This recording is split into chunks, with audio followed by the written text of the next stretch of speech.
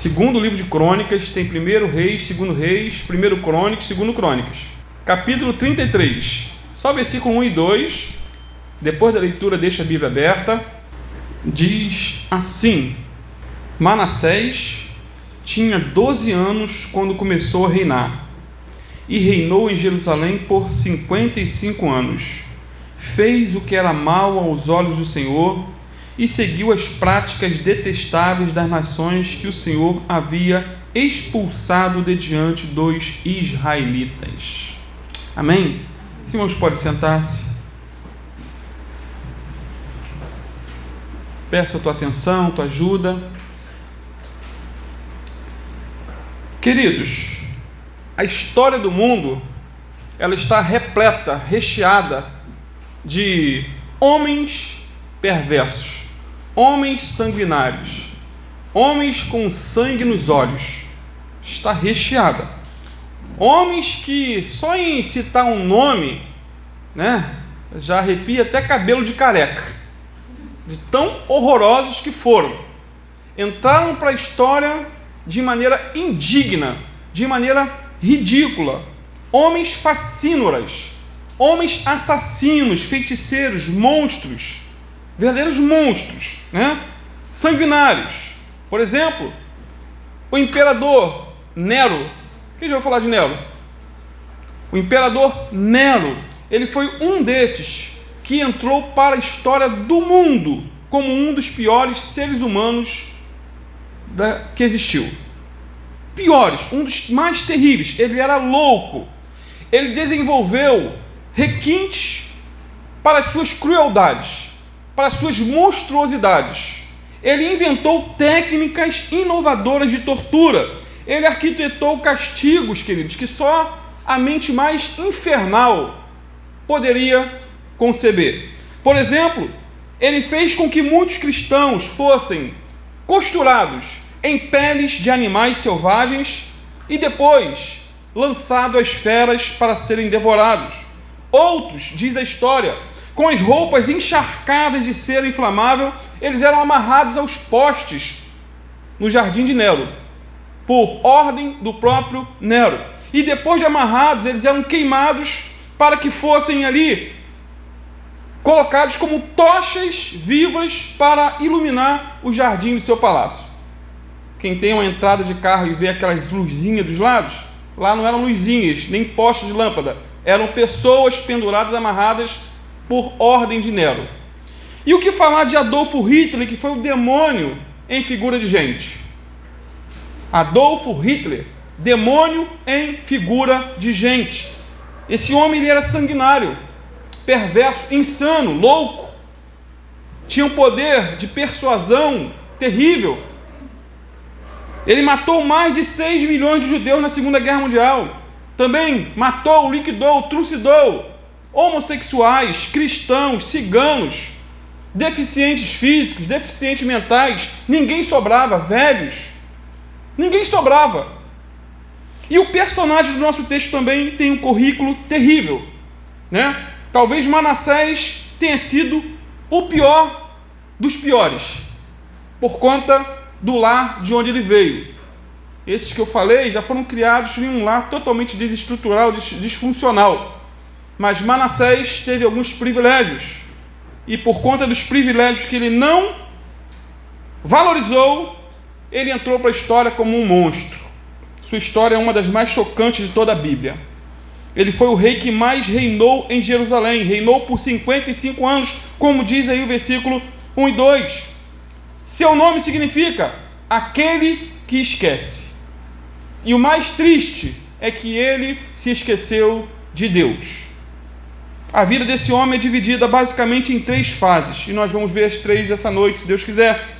A primeira fase foi de grandes privilégios, seguidos também de grandes pecados. Privilégios e pecados andaram de mãos juntas, dadas, nessa primeira fase da vida de Manassés.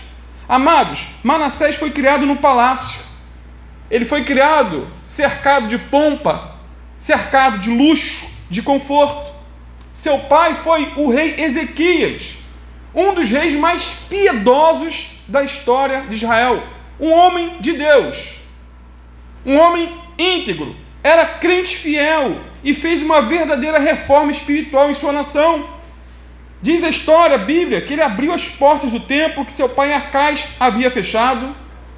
Ezequias restaurou o culto ao Senhor. Ezequias celebrou a festa da Páscoa que Deus havia instituído e que por muitos anos não havia sido praticada. O rei Ezequias voltou a essa celebração. Enfim, ele obedeceu ao Senhor em cada detalhe. E mais, Manassés teve também o privilégio de ver muitas dessas mudanças efetuadas por seu pai. Ou seja, Manassés cresceu bebendo leite da verdade e sugando aí o néctar da piedade. E mais, Manassés teve também o privilégio de conviver, segundo a história, com o profeta Isaías, porque o profeta Isaías tinha livre acesso ao palácio de Ezequias, e Manassés teve esse privilégio. Não sabemos, a Bíblia não registra, mas talvez tenha tido longas conversas com o profeta de Deus, que escreveu o livro de Isaías, que é o Evangelho do Antigo Testamento. Um detalhe interessante ainda é que Manassés nasceu 3 anos após seu pai ser curado milagrosamente por Deus. Milagrosamente. Ezequias, diz a Bíblia, estava com uma doença terminal, talvez um câncer, e o profeta Isaías foi até o palácio com uma mensagem de juízo para ele. Isso está registrado lá em Isaías 38, versículo 1 a 5. Estou falando de Ezequias, o pai de Manassés. Diz assim Isaías 38, 1 a 5. Naqueles dias, Ezequias ficou doente à beira da morte. O profeta Isaías, filho de Amós, foi visitá-lo e lhe disse: assim diz o Senhor, ponha a casa em ordem, porque você vai morrer, você não vai se recuperar. Ezequias virou o rosto para a parede e orou ao Senhor. Lembra-te, Senhor, de como tenho te servido com fidelidade e com devoção sincera, e tenho feito o que tu aprovas. E Ezequias chorou amargamente. Lembrou de Pedro, depois de negar Jesus, chorou amargamente. Então a palavra do Senhor veio a Isaías: vá dizer a Ezequias, assim diz o Senhor, o Deus de seu antepassado Davi, ouvi sua oração e vi suas lágrimas, acrescentarei 15 anos à sua vida. Manassés não viu esse milagre, porque ele não tinha nascido, mas com certeza ouviu sobre esse milagre e ficou sabendo que se seu pai não tivesse sido curado, ele não haveria nascido. É uma questão de lógica. Se ele começou a reinar com 12 anos, né, e Deus tinha dado 15 anos para seu pai, então foi entre esses 15 anos a mais que Deus concedeu a Ezequias que Manassés nasceu. Ou seja, Manassés foi fruto de um milagre. Um fruto de um milagre, de uma oração de arrependimento. Porém, mesmo sendo fruto de um milagre, de uma oração, Manassés não foi um homem de oração e muito menos foi um homem grato e temente a Deus. Muito pelo contrário. Ou seja, Manassés não soube aproveitar os privilégios que fez, ou que teve. Ele desfez tudo aquilo que seu pai havia feito. Tudo que o rei Ezequias havia destruído, Manassés reconstruiu ao conduzir a nação de volta à idolatria, inclusive a adoração ao deus Baal. Ele era o rei ímpio que teve um pai justo. Rei ímpio que teve um pai justo. Manassés, ele é considerado, interessante, o filho pródigo do Antigo Testamento. Assim como tem o filho pródigo do Novo, em Lucas 15, Manassés foi o filho pródigo do Antigo. Pois mesmo tendo grandes privilégios, preferiu deixar a casa do pai e terminou num chiqueiro comendo lavagem. Por quê? Não aproveitou a oportunidade, o privilégio que teve. Mesmo tendo como um pai, um exemplo de pai piedoso, ele preferiu andar na contramão de tudo aquilo que ele havia aprendido. Segundo Crônicas 33, versículo 2 a 9, conta um pouquinho melhor a trajetória de pecados desse homem. Acompanha comigo. Versículo 2 em diante. Fez o que era mal aos olhos do Senhor, e seguiu as práticas detestáveis das nações que o Senhor havia expulsado de diante dos israelitas. Reconstruiu os santuários idólatras que seu pai Ezequias havia destruído. Construiu altares para Baal e ergueu postes de Azerá. Também se curvou diante de todos os astros dos céus e lhe prestou culto. Ele consultava astrologia, horóscopo. Construiu altares idólatras no templo do Senhor. Olha que loucura! Sobre a qual o Senhor tinha dito: meu nome permanecerá em Jerusalém para sempre. Nos 2 pátios do templo do Senhor, construiu altares para os astros do céu. Ele adorava a lua, as estrelas, o sol. Ele adorava o Criador, a criatura em vez do Criador. Manassés também sacrificou seus filhos no fogo, no vale de Ben-Rinom. Ou seja, ele sacrificou seus filhos a um deus chamado Moloque, um falso deus. Era uma imagem de bronze. Colocava-se fogo nas mãos dessa imagem. E as crianças eram colocadas vivas ali como sacrifício a essa entidade demoníaca. E os gritos eram terríveis, segundo a história. Ele fez isso com os filhos. E diz mais: praticou feitiçaria, adivinhação e magia negra, e consultou médiuns e praticantes do ocultismo, se envolveu com bruxaria, satanismo. Fez muitas coisas perversas aos olhos do Senhor, e com isso provocou sua ira. Manassés chegou a fazer uma imagem esculpida e colocá-la no templo de Deus, sobre a qual Deus tinha dito a Davi, a seu filho Salomão: meu nome será honrado para sempre neste templo e em Jerusalém, a cidade que escolhi dentre todas as tribos de Israel. Se os israelitas tiverem cuidado de obedecer aos meus mandamentos, todas as leis, estatutos e decretos que meu servo Moisés lhes deu, não os expulsarei desta terra que dei a seus antepassados. Manassés, porém, diz a Bíblia, levou o povo de Judá e de Jerusalém a fazer coisas piores do que as nações que o Senhor tinha destruído diante dos israelitas. Ele fez pior do que os inimigos de Deus. Esse é o pequeno currículo desse monstro chamado Manassés. Aí você deve estar pensando: pô, um homem desse deve estar queimando nos infernos até hoje, em velocidade máxima de fogo. Irmãos, Manassés praticou as maiores loucuras na sua vida. Um pouquinho já vimos nesse texto. Ele levou o povo de sua nação a pecar contra Deus. Ele profanou a casa de Deus terrivelmente. Interessante, seu avô Acais, havia fechado as portas da casa de Deus. Mas Manassés fez pior do que o avô. Ele levou para dentro dos atos do Senhor uma enxurrada de ídolos. O avô fechou a porta. Ele abriu, mas colocou dentro ídolos, imagens de escultura. Versículo 3 diz que ele reconstruiu os altares dos deuses falsos que seu pai Ezequias tinha destruído, os altares de Baal e das imagens de Aserá, e adorava e prestava culto ao sol, à lua e às estrelas.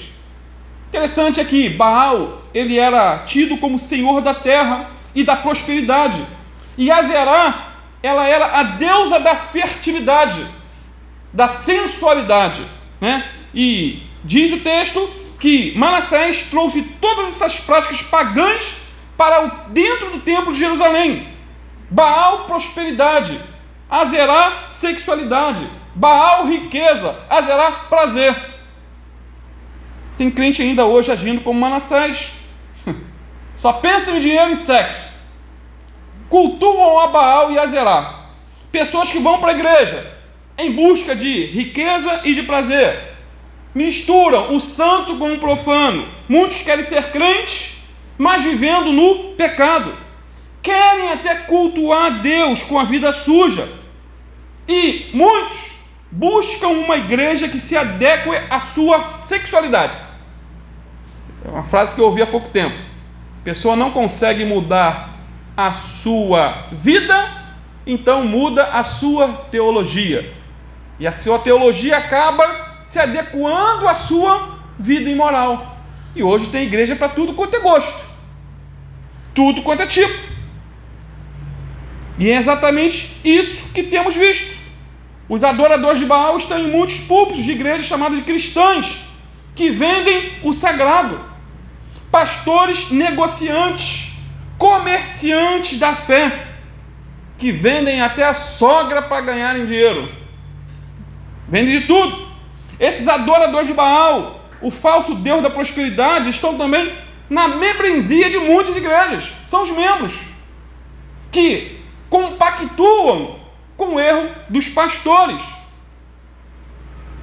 Eles são coniventes em comprar o que esses falsos pastores vendem, porque só há comércio porque alguém compra, não é isso?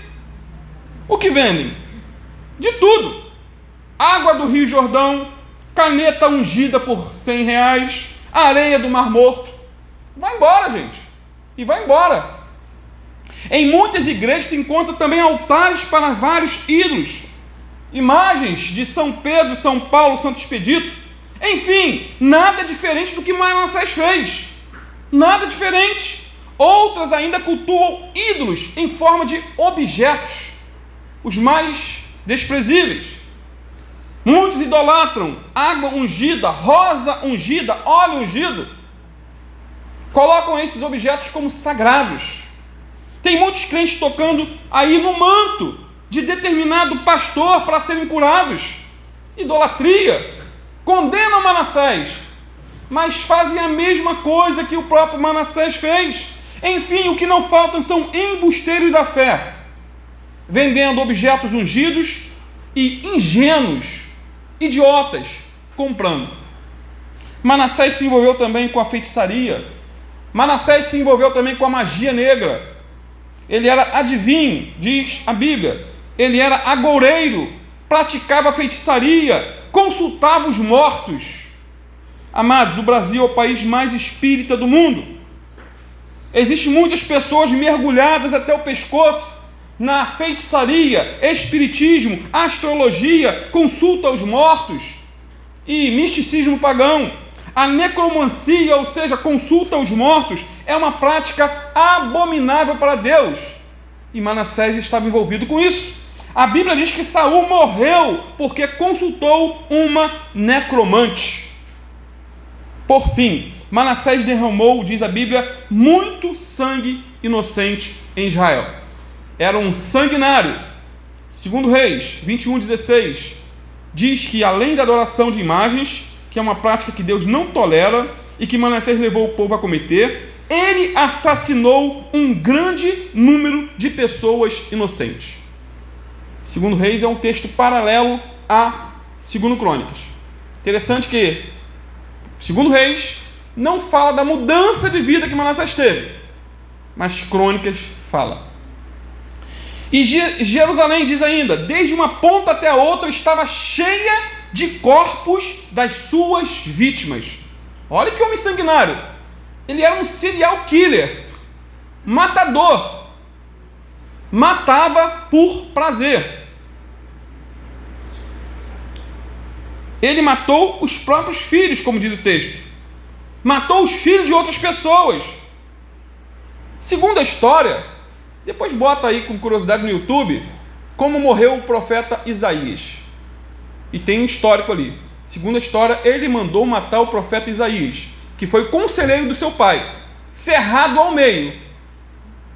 E lá na Galeria dos Heróis da Fé, em Hebreus 11, quando fala que alguns foram cerrados ao meio, muitos entendem que ali é uma referência a Isaías. Cerrado ao meio, sabe como? Não de lado, mas de baixo para cima, segundo alguns. O historiador Flávio Joséfo diz que todos os dias se sacrificavam pessoas a mando desse sanguinário. Resumindo, queridos, Manassés foi mau, perverso, endemoniado, violento, tinha sangue nos olhos. À semelhança de outros ditadores sanguinários da história, Manassés usou sua força e seu poder para oprimir e para matar. Em vez de promover o bem e coibir o mal, que é o papel de todo bom governante, assim como ele era um rei de Israel, ele coibiu o bem e promoveu o mal. Enfim, Manassés foi um rei ímpio ao extremo, que teve um pai piedoso ao extremo. O que aprendo com isso, queridos? Aprendo que a piedade e a maldade não são hereditárias, como algumas doenças. Tem gente que pega uma doença porque é hereditária. O pai teve, o avô teve, mas a piedade não. A santidade não é doada de pai para filho, assim como se doa sangue. Não se passa a piedade para nossos descendentes como se passa uma herança. Você pode, antes de morrer, deixar uma herança. Como Cid Moreira há pouco tempo morreu e deixou uma herança. Excluiu os 2 filhos da herança e deixou só para a mulher, e está dando uma briga danada. Mas você não passa a piedade como se passa uma herança. A graça de Deus pode ser até ensinada e compartilhada com os nossos filhos, mas não é hereditária, queridos. Não é hereditária. Por exemplo, Salomão teve experiências marcantes com Deus. Lembram? Ele viu fogo do céu cair. Ele viu ali coisas grandiosas. A Bíblia diz que ele cometeu muitos pecados, muitos mesmo, mas tudo nos leva a crer que na velhice ele se arrependeu e se voltou para Deus. Porém, seu filho, Roboão, foi ímpio ao extremo. Fez tudo para provocar a ira de Deus. O mesmo Roboão teve um filho chamado Abias. A Bíblia diz que ele andou em todos os pecados que seu pai tinha cometido. Aqui pode-se repetir aquela velha frase: tal pai, tal filho.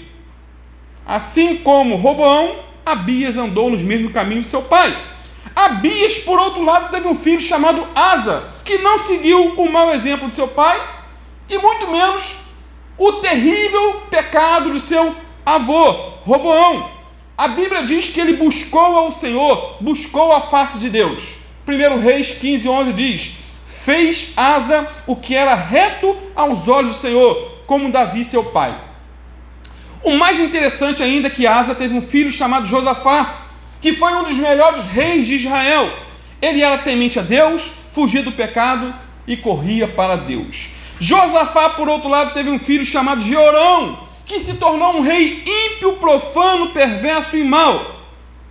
Quando Jeorão morreu, uma frase se destacou no túmulo, ou a lápide dele.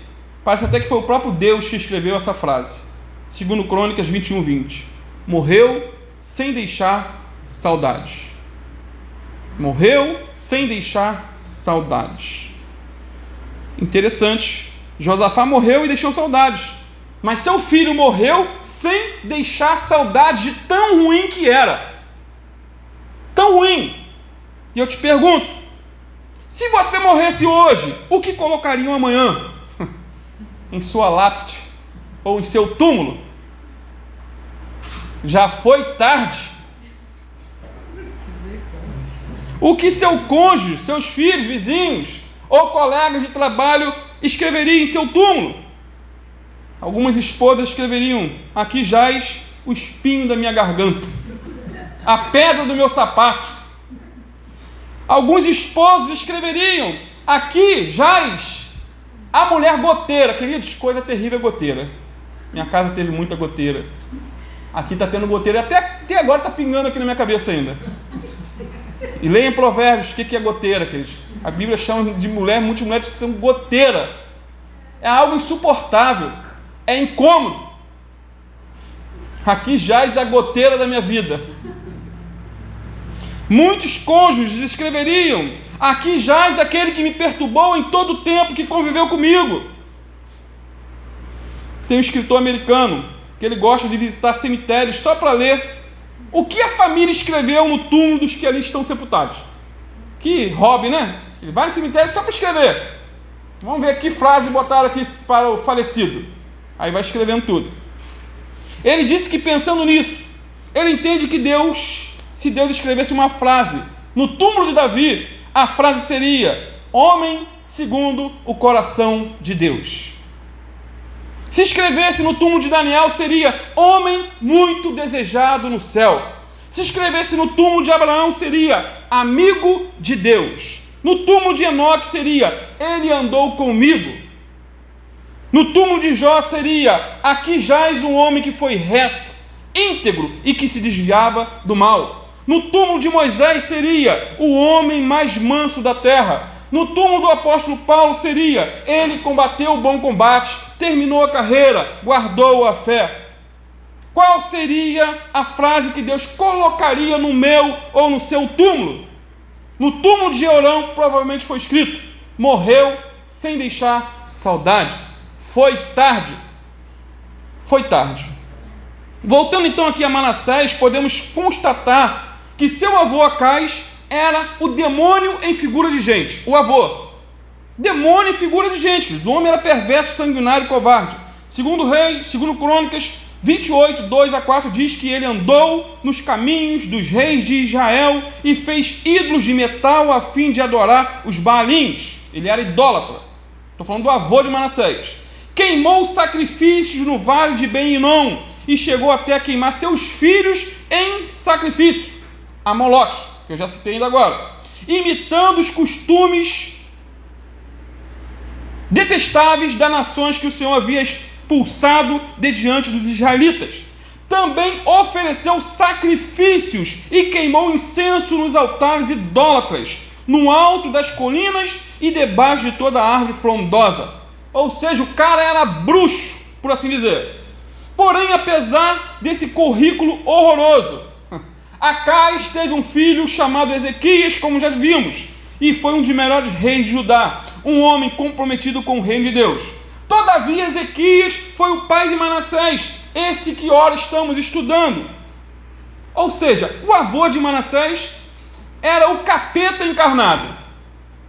O pai de Manassés, o Ezequias, era servo de Deus. E Manassés seguiu o exemplo do avô, e não o exemplo do pai. O que podemos aprender com essas histórias, queridos? É que não basta sermos bons exemplos para nossos filhos. Não basta somente levá-los para a igreja. É preciso e necessário que nossos filhos nasçam do alto, se convertam de verdade, tenham uma experiência genuína com o Espírito Santo de Deus. Precisamos orar dia e noite, jejuar, clamar a Deus para que nossos filhos tenham uma experiência salvadora com Jesus. Eles precisam se converter de seus maus caminhos. Do contrário, serão ímpios como os demais citados e vão para o inferno, mesmo tendo pais crentes. Queridos, temos promessas da parte de Deus que, se crermos em Cristo, toda a nossa família será salva. É uma promessa. Lá em Atos 16:31 diz: crê no Senhor Jesus e será salvo tu e tua casa. Mas essa salvação aqui não é automática. Não é só pelo fato de eu crer que automaticamente todos estão alcançados. Não. Essa salvação é alcançada com fé, oração, jejum e muita intercessão. Temos que ensinar nossos filhos o caminho que eles devem andar. Sim, temos que inculcar a palavra de Deus no coração dos nossos filhos. Até porque a cura para os crimes não está numa cadeira elétrica, mas, como já disse um certo escritor, está na cadeira de um bebê. Precisamos gastar tempo com nossos filhos, amando, ensinando, sendo exemplo. A Bíblia diz: ensina o menino o caminho que deve andar, e até quando se crescer não se desviará dele. Essa é uma promessa. Um escritor disse certa feita que a melhor maneira de derrotar o diabo é atingi-lo na cabeça com um berço, com a criação, na palavra. Então cuide de seus filhos com amor, ensine seus filhos a palavra de Deus. Amados, a educação familiar é fundamental para o futuro dos nossos filhos. John Wesley, um dos grandes pregadores do século XVIII, disse que aprendeu mais sobre o cristianismo com sua mãe, a irmã Susana Wesley, do que com todos os teólogos da Inglaterra. Esse é o primeiro ministério que nós temos, nossos filhos. Porém, como temos visto, uma boa educação não é garantia de que nossos filhos irão seguir por esse caminho. Manassés teve um bom exemplo, teve um bom ensino, mas ao ficar à frente do reino, com 12 anos, se desviou. Sabe por quê? Porque ele era livre para seguir o exemplo do seu pai, assim como ele era livre para desobedecer e seguir os caminhos do seu coração enganoso. Assim como eu, como você, como nós somos livres. Todos nós temos o direito de fazer as nossas próprias escolhas. as nossas próprias escolhas. Portanto, se você educou seu filho no caminho certo, mas está ele seguindo pelo caminho errado, você não tem culpa, você fez a tua parte. Não se sinta culpado. Então, pai, mãe, não desiste de orar para seus filhos. Orem, jejuem, interceda por eles. Fale mais deles para Deus do que de Deus para eles. Tudo que você ensinou não se perdeu. A segunda fase da vida de Manassés foi uma fase de juízo. A primeira foi de grandes privilégios e grandes pecados. Amém? A segunda fase foi uma fase de juízo. Olha o versículo 10 e 11 de 2 Crônicas 33. O Senhor falou a Manassés e a seu povo. Deus usou profetas para falar com Manassés e com o povo. Mas eles ignoraram seus avisos. Por isso, o Senhor enviou os comandantes dos exércitos assírios, e eles capturaram Manassés, puseram um gancho em seu nariz, o prenderam com correntes de bronze e o levaram para a Babilônia. Queridos, Deus não dorme. Amém? Deus não dorme e Deus não está morto. Tudo que o homem planta, ele colhe. Quem semeia pecado, colhe juízo. E Manassés colheu aqui o que ele plantou. Tem um ditado popular que diz que quem não vem pelo amor, vem pela dor. Quem já ouviu? Está na Bíblia não, mas é um ditado popular que é realmente quase que 100% é verídico. Porque tem gente que mesmo na dor não vai. Você está agoniando ali, você quer aceitar Jesus, se arrepende dos seus pecados? Não. Prefiro ir para o inferno do que ser crente. Fazer o quê? Mas o ditado ainda prevalece. Quem não vem pelo amor, vem pela dor. Quem não escuta a voz da palavra, geralmente escuta a voz da chibata. E é assim, quem não escuta a voz do amor, geralmente ele é arrastado pela voz da dor. A consequência dos pecados de Manassés foi ser levado com ganchos para a Assíria. Ele foi arrancado do trono e desceu ao fundo do poço. Conhecendo um pouco, queridos, dos sanguinários que eram os assírios, podemos chegar à conclusão de que Manassés foi torturado. Foi colocado gancho dentro do nariz dele e arrastado como animal. Lembra de Jonas? Foi em Nínive, capital da Síria, que ele não quis ir. Ele sabia que aquele povo era terrível, carne de pescoço. E ele sabia que se ele fosse lá pregasse e eles se arrependessem, Deus ia salvar e perdoar, porque Deus é misericordioso. E ele não queria que eles fossem salvos. Era muito ruim. Tipo assim, para Jonas era um povo que não tinha perdão. Foram além dos limites, do alcance da graça de Deus. E Manassés foi torturado. Ele foi tratado como um bicho e preso numa gaiola. Amados, esse é o preço do pecado. O pecado de Manassés teve consequências, né? O diabo, inimigo das nossas almas, ele é um estelionatário. E o pecado é uma fraude. O diabo promete o quê? Promete liberdade. Só que ele escraviza. Ele promete vida e mata. O pecado, com seu glamour, parece belo e delicioso ao paladar, mas ao fim, ele é amargo ao estômago e absolutamente mortífero, como vemos aqui na vida de Manassés. O salário do pecado, não se engane, continua sendo a morte. Morte física e morte espiritual. Agora, será que a graça de Deus poderia alcançar aqueles que descem às profundezas da degradação humana, como Nero, como Hitler, ou como Manassés? Será que a graça de Deus pode alcançar pessoas tão terríveis como essas? Será que existem pecadores inalcançáveis pela graça de Deus, ou irrecuperáveis para o Senhor? Irmãos, a história de Manassés nos mostra que a graça de Deus é maior do que o pecado humano, e que onde abundou o pecado, superabundou a graça de Deus. Porque essa é a última fase da vida de Manassés, a fase da conversão. Aí tem gente que fala assim, não acredito que esse homem se converteu. É inimaginável. Meu irmão, na prática ele não era pior do que nós éramos. Ele só estava lá no fundo do poço. Alguns aqui talvez estivessem no meio do poço, outros na beirada do poço. a nível de pecado, de coisas escandalosas aos olhos humanos. Mas a bem da verdade é que todos pecaram e destituídos estão da glória de Deus. Então a fase da vida, ou a última fase, foi de conversão. Versículo 12 e 13. Cheio de pavor e aflito, angustiado, na sua angústia, diz a Bíblia, Manassés orou humildemente ao Senhor Deus, pedindo socorro. E quando fez assim, o Senhor ouviu, teve misericórdia dele e respondeu ao seu pedido, levando-o de volta a Jerusalém e ao seu reino. Manassés reconheceu então, finalmente, que o Senhor era realmente Deus. História linda, né? Você teria coragem de levar um Manassés desse depois de tudo que ele fez? Agora estou com a Bíblia na mão.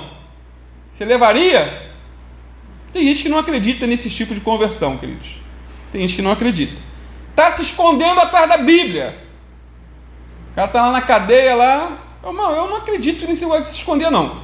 Se a pessoa não tem como fingir, ela é o que é. Se ela está, se há mudança visível, se ela não é mais o que era, houve conversão. Depois pode se desviar. Tem muitos que lá se convertem na cadeia e depois voltam e cometem o mesmo crime. Ou então estava ali sob a influência de algum amigo que estava por perto orando e segurando pelas pontas. Então, amados, essa foi a fase do arrependimento, da humilhação e da oração da vida de Manassés. Estou concluindo. Na hora da sua maior angústia, diz a Bíblia, Manassés buscou ao Senhor. Interessante, ele foi criado num ambiente de amor, mas só buscou a Deus na hora da dor.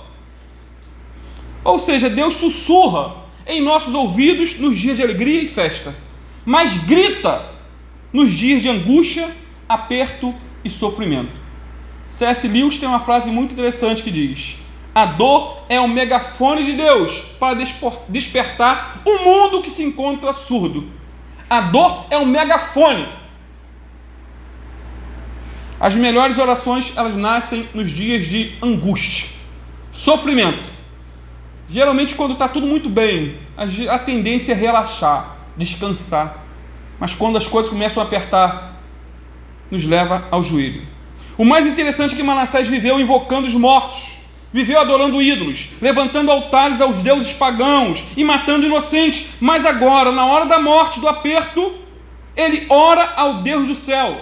E esse Deus, que é misericordioso e compassivo, atende à oração de Manassés e muda a sua história, muda seu coração, transforma a sua vida. A Bíblia diz que Manassés se humilhou perante o Senhor. Ele reconheceu que o Senhor era Deus. Manassés se arrependeu dos seus pecados e foi salvo. Ele se converteu. Amados, vemos na Bíblia a história de homens que começaram bem, mas terminaram mal. Manassés começou mal, terminou bem. Eu não sei com quantos anos aqui ele estava quando se converteu. Com quantos anos ele foi levado, a Bíblia não revela. Eu não sei se ele viveu até os 50 anos de idade na bruxaria e depois se converteu, ou na meia-idade. A Bíblia não revela. Porém, o verdadeiro arrependimento abre as portas da misericórdia de Deus na vida das pessoas, queridos. Verdadeiro arrependimento que gera mudança significativa. A conversão começa com arrependimento, com a tristeza pelo pecado, com a consciência de que algo ruim, pecaminoso foi feito perante Deus. E Manassés reconheceu isso. Manassés caiu em si, assim como o filho pródigo do Novo Testamento. Ele reconheceu seu pecado e voltou para os braços do Pai. Amados, existe perdão até para o maior dos pecadores, como Manassés. Para Deus não existe causa perdida. Para os homens existe. Fulano está até a cabeça afundado no pecado, não tem mais jeito. Mas para Deus não existe causa perdida. A semelhança de Manassés, eu digo para você, clame também a Deus. Talvez você não tenha pecado ou chegado ao fundo do poço como Manassés. Mas como eu já disse, todos pecaram e destituídos estão da glória de Deus. Há perdão para você, há perdão para mim. Independente da profundidade dos pecados em que você esteja envolvido, clame por socorro, levante sua voz. Ainda há esperança para a sua alma. Quando todos os seus recursos acabarem, ainda assim Deus poderá lhe estender as mãos. Ainda que você tenha caído no fundo do poço, tenha chegado ao fim da linha, Deus é poderoso, onipotente, onipresente, onisciente para ouvir a sua voz e arrancar você das entranhas do abismo, como fez com Manassés. Sendo assim, queridos, Deus mandou Manassés para a prisão. Sabe por quê? Para não mandá-lo para o inferno. Muita gente está na prisão agora, literalmente, porque algum pai, uma mãe, talvez Manassés tenha sido resultado até das orações do rei Isaías, do profeta Isaías, que ele mandou matar. Lembra de Saulo de Tarso? Foi alcançado pela oração de Estevão, lá em Atos 6 e 7. A graça de Deus é maior do que o nosso pecado. Manassés não ouviu a linguagem do amor, mas ouviu a linguagem da dor. Ele não ouviu o sermão da misericórdia, mas atentou para a mensagem do juízo. Amados, a aflição é o cão pastor de Deus, que nos faz voltar ao seu aprisco. Os pastores lá, daquela área lá de Israel, eles têm um cão pastor. O cão pastor vai atrás da ovelha. E a aflição é esse cão pastor que Deus usa. Deus muitas vezes escreve suas lições no quadro negro das aflições. As feridas de Deus curam. Ele faz a ferida e Ele cura também a ferida. Ele abate e Ele exalta. E detalhe, queridos, o arrependimento é um presente de Deus para nós. Presente de Deus. Não sei se você já sabe, já conhece um homem chamado Pedro Rodrigues Filho, mais conhecido como Pedrinho Matador. Ele foi o maior serial killer da história do Brasil. Maior. Ele disse em entrevista ter matado mais de 100 pessoas. Mais de 100. Perdeu as contas. Ele matou o próprio pai dentro da prisão, porque o pai havia matado a sua mãe e ele havia prometido que ia matar o pai. E o pai fez algumas coisas erradas, ela foi preso, foi parar na mesma cela dele. Ele matou o próprio pai. Arrancou o coração do pai e mastigou. Ele tinha uma tatuagem no braço com a seguinte frase: mato por prazer. Arrancava os olhos das vítimas, ainda vivos. Ele era envolvido com feitiçaria, satanismo e demônios. Foi condenado a 71 anos por 71 crimes e ficou 42 anos preso. Cumpriu toda a sua sentença. Cumpriu tudo. E foi solto em 2018 e assassinado em 5 de março de 2023. O que poucos sabem é que Pedrinho Matador aparentemente se converteu. Aparentemente se converteu. Foi batizado e aparentemente foi salvo, porque eu não posso afirmar, só Deus conhece. O canal dele no YouTube é Ex-Pedrinho Matador. Alguém perguntou: você se arrepende de tudo aquilo que você fez? Eu me arrependo. Eu não tenho nenhuma vontade de voltar a fazer. A oportunidade eu tenho, mas não desejo. E tem o batismo dele nas águas no YouTube. Alguém descreveu esse homem como uma criança querendo voltar a viver. Foi assassinado. Algum desafeto do passado? Com certeza sempre tem. Aí eu pergunto: você acredita nesse tipo de conversão? Eu acredito. Ah, pastor, mas talvez não tenha. Não sei, eu não sou Deus. Só Deus sabe se realmente ele se converteu ou não. Pelo menos segundo o histórico de vida, desde 2018 até agora, não há histórico de... Até agora que eu falo do ano passado. Não há histórico de mais delitos nesse quesito. Parou o som, né? Ou aí tá... ele tá com ziquezira. Então, queridos, há perdão para até os piores pecadores. Jesus foi crucificado no meio de 2 bandidos.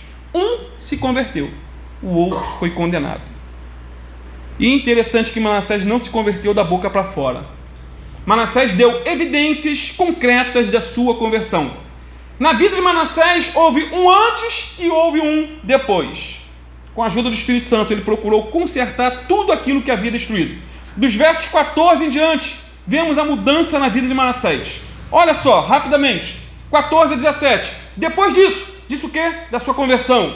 Manassés reconstruiu o muro externo da cidade de Davi, bem alto, desde o oeste da fonte de Gion, no vale de Cedron, até a porta do peixe e ao redor da colina de Ofel.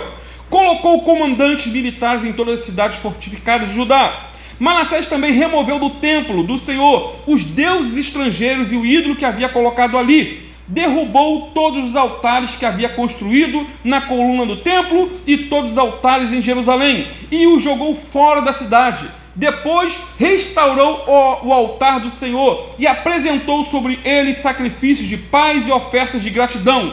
Também incentivou o povo de Judá a adorar o Senhor, o Deus de Israel. O povo continuou a sacrificar naqueles lugares de adoração, mas somente ao Senhor, seu Deus. Ou seja, ele fez uma faxina na casa de Deus, fez uma faxina também na sua vida. Amados, quem se arrepende de seus pecados e se converte de verdade, muda de vida. Quem matava não mata mais.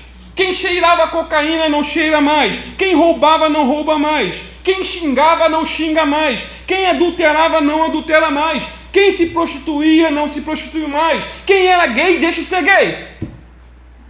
Há um antes e um depois. Se você não pode dizer, eu fui, mas não sou mais, é porque houve verdadeira conversão. Eu fui, pastor, eu não sou mais, com a ajuda do Espírito Santo. Então houve conversão. Se você está realmente em Cristo, diz a Bíblia, é nova criatura. As coisas velhas já passaram, tudo se fez novo. Amém, queridos? Vamos ficar de pé e vamos orar. Entrega teu caminho ao Senhor, confia nele e o mais ele o fará. Há perdão até para os piores pecadores. Ore, interceda. Quando você ouvir falar de alguém, de um monstro acelerado, um maníaco, um pervertido, ore por ele. A graça de Deus pode alcançá-lo. Deus é poderoso para alcançá-lo. Pai amado, em nome do teu Filho Jesus, te louvamos, Senhor, porque a tua palavra diz que é pela graça que nós somos salvos, por meio da fé. Isso não vem de nós mesmos, é dom de Deus. Não vem das obras para que ninguém se glorie. Obrigado, Senhor, por esse testemunho tão impactante da vida de Manassés. Obrigado, Senhor, porque está registrado na Bíblia e eu creio na tua palavra. Eu creio que tu és um Deus perdoador. Tu és um Deus que se arrepende do mal. Tu és um Deus que levanta o caído. Tu és o Deus que apaga os pecados, até dos mais terríveis dos pecadores. Ah, Senhor, te louvo, te adoro, te bendigo por esse evangelho glorioso. Teu filho apóstolo Paulo também foi um matador. Ele tinha sangue nos olhos. Ele tinha prazer de matar e perseguir crentes. Mas o Senhor o encontrou naquela estrada de Damasco e transformou a vida dele e fez dele um homem santo, o maior pregador da história, o maior escritor do Novo Testamento. O Senhor pode transformar vidas. Eu peço que o Senhor venha transformar mais e mais a nossa vida aqui, Senhor. Transformar o nosso caráter, mudar a nossa história. Em nome de Jesus.